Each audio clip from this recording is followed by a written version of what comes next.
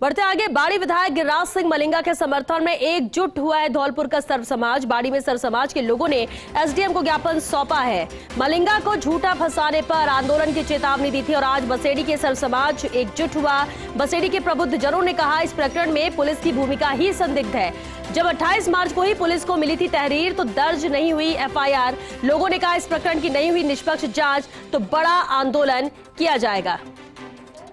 और संवाददाता शिवेंद्र सिंह परमार हमारे साथ जुड़ गए हैं। शिवेंद्र, आंदोलन की चेतावनी सर्व समाज के लोग दे रहे हैं और आरोप और सवाल पुलिस पर ही उठा रहे हैं। बिल्कुल श्वेता, देखिए धौलपुर में क्योंकि जो गिरिराज सिंह मलिंगा है वो लगातार तीसरी बार के विधायक हैं। पहली बार वो बसपा से जीते थे, बाद में वो कांग्रेस में चले गए और उसके लगातार 2 टर्म में वो फिर कांग्रेस से जीते हैं। तो जाहिर सी बात है कि धौलपुर में उनकी अपनी लोकप्रियता है, अपना एक वजूद है। लेकिन जो लोग उनके समर्थन में अलग अलग धौलपुर के कस्बों में ज्ञापन दे रहे हैं, उन्होंने ये बिंदु उठाया है श्वेता कि 28 तारीख को जब एईएन को धौलपुर के अस्पताल में लाया गया था, उस समय धौलपुर के एईएन ने एक तहरीर दी थी धौलपुर पुलिस को, इसकी प्रमाणित कॉपी हमारे पास भी है। और उसमें उन्होंने लिखा था कि अज्ञात ग्रामीणों ने आकर मेरे ऊपर हमला किया, जानलेवा हमला किया।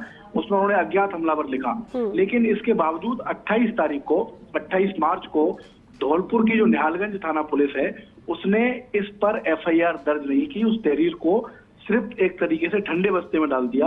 और इसके बाद 29 तारीख को बाद में एफआईआर दर्ज हुई, जिसमें द्वारा एईएन ने ये कहा कि गिरिराज सिंह मलिंगा और उनके साथियों ने मुझ पर हमला किया। तो जाहिर सी बात है कि जब 2 बार अलग अलग बयान दिए हैं एईएन ने, तो कहीं ना कहीं इस पूरे प्रकरण में संदेह की स्थिति तो है। लेकिन एक इंटरेस्टिंग बात और है कि खुद गिरिराज सिंह मलिंगा, उनका इंटरव्यू मैंने किया था करीब 7 दिन पहले जयपुर में, तो उन्होंने भी राजस्थान पुलिस की जांच पर सवाल उठाए थे। उन्होंने ये कहा था कि जो राजस्थान पुलिस इस प्रकरण की जांच कर रही है उस पर उनको बिल्कुल भी भरोसा नहीं है। और जो सर्व समाज के लोग हैं उनका भी यही कहना है कि पुलिस की जो जांच है वो निष्पक्ष नहीं दिख रही है बिल्कुल, क्योंकि पुलिस की भूमिका पहले दिन से ही इस पूरे मामले में संदिग्ध है। 28 तारीख को ही एईएन ने लिख के दे दिया कि ग्रामीणों ने उस पर हमला किया।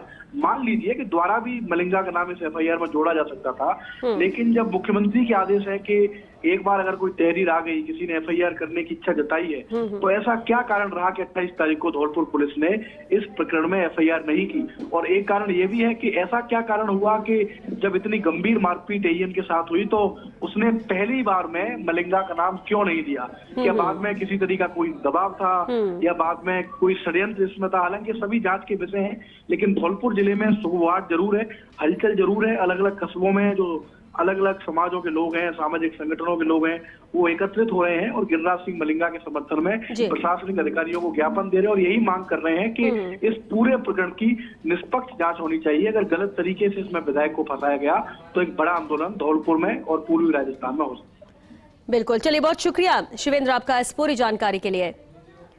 बढ़ते आगे।